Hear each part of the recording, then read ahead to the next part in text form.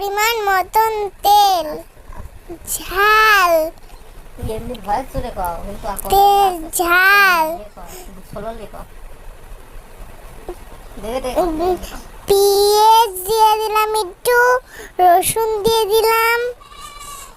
আমাদের পটল এই যে পেঁয়াজগুলো দিয়ে আস্তে আস্তে করে পটলগুলো সব দিয়ে দিলাম, দিয়ে দিছি সব পটল কিন্তু আমাদের সব দেওয়া শেষ। এখন আমরা এগুলো নেড়ে চেড়ে নেব।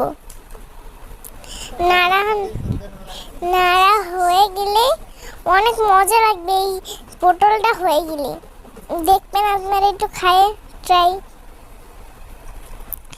তারপর আমরা নাড়ছি নেড়ে চেড়ে হয়ে গেছে।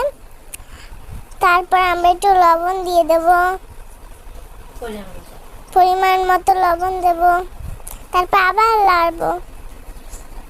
নাড়ার পরে পটলগুলো দেখবেন হালকা ছোট হয়ে আসবে। তারপর আমরা আবার নাড়তে দেখছেন কত সুন্দর এটা কালার চলে এসেছে। দেখেন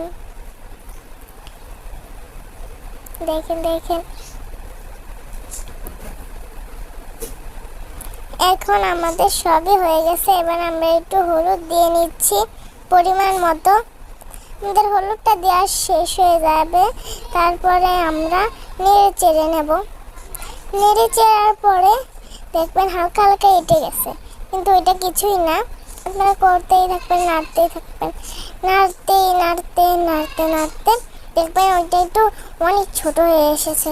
তারপর ওটা নাড়া শেষ হয়ে গেলে আস্তে আস্তে দেখবেন যে জালটা কতটুকু আছে।